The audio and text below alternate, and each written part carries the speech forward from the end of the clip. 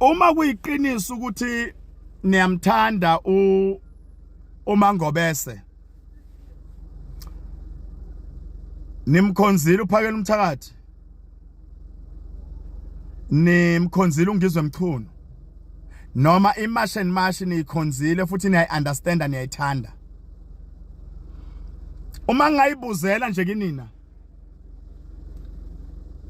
njengoba niyazi ukuthi mangabe nilutha nenza into wrong, izobuzwa kubo, niyenzelani? Ngoba phela imash and mash nokwenziwa imash and mash niyakusupporta. You are always writing, we are behind you, my sister. We are behind you, Nkosi phakela umthakathi. Nkosi Khoda phakela umthakathi. We are behind you, Ngizwe.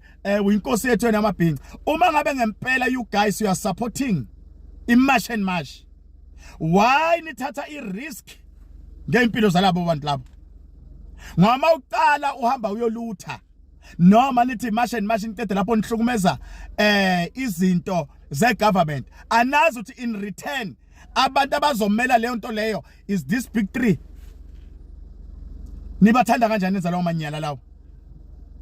Imash and mash ni-supporta kanjani nifuna ukuyifaka on risk?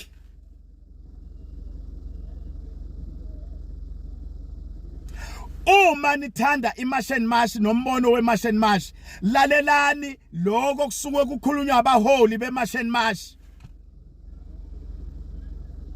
Siyodlulisa izwi lokuthi mabahambe, hayi ukuthi masithathe, masiluthe, masitshontshe. Cha, kuthiwa mabahambe.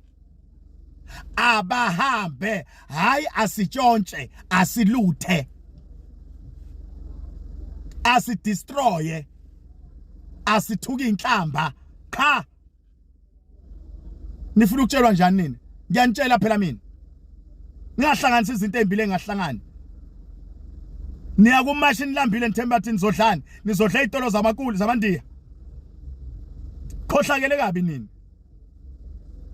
Nenza ngathi nithanda iSouth Africa lapha kanti nithanda ubuqoki, nithanda amanga, nithanda ukutshontsha, nizigebengu. Nizigebengu. Nenza country yethu idelele la ngaphandle.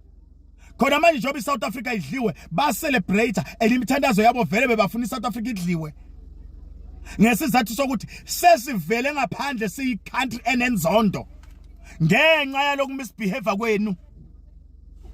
So nifuna ukusifaka sonke kulamanyala wenu noma sinibonise niyasithuka? Hayi hey layani ngintshela, aningondlela ingane nini, aningibhadaleli installment nini, aningenzeli lokuphila nini. Khuluma nalaba abangafuni ukulungisa, abangafuni ukuboniswa, ontaba kayikhonjwa ngobani. Mina ngizozwa ngani the day niyongondla, ningondlela abantwana, ningibhadalela ama rates abengwabhadalayo, ningitshela futhi kahle hey eminyakeni emingaka ngihasila. Uma nithanda imash and mash, yekela lamasimbe niwenzayo. Uthi uphakela umthakathi yena, lalelani abantu bokufika abangena amaphepha, okunye ukuthi khona nalabo abanamaphepha vela sabafuni. Nifuna ukufaka ingane zabantu enkingeni, asoleni imash and mash ngokuthula. Hayi thina sinaka ukuthula. Uyapi phela ngoba unaka ukuthula? Hlala ekhaya.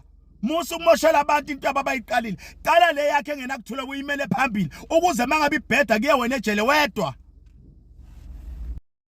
Ngiyabingelela Mbukeli. Ubhuti nangebeka umbono ophusile la ukuthi no, abantu mabeya kwi-mash and mash, kumashwa, kubhikishwa ukuthi abantu bangaphandle mababuyele back emakubo. Mabayeke phela ukudemesha impahla, baluthe izitolo, batshontshe. Mabangatshontshi, babeyele ukuntshontsha. Bona babacula ivangeli lokuthi abantu bangaphandle mabahambe. Ngoba uma ngabe betshontsha, bedemeja impahla, uma kune-mash and mash, babafaka enkingeni uJacinta uMangobese naphakela umthakathi nangizo. Uma bebathanda labantu laba, mabayeke ukufuna ukucela phasi impahla. Bona nje mabamashe ukuthi funa ama-foreigner ukuthi mabuyele back emazweni abo, bayeke ukucekela impahla. Mbukeli, awubeke wakho umbono ukuthi uthini umbono kabhuti. Siphinde sihlangane futhi evideo elandelayo. Ube nosuku oluhle.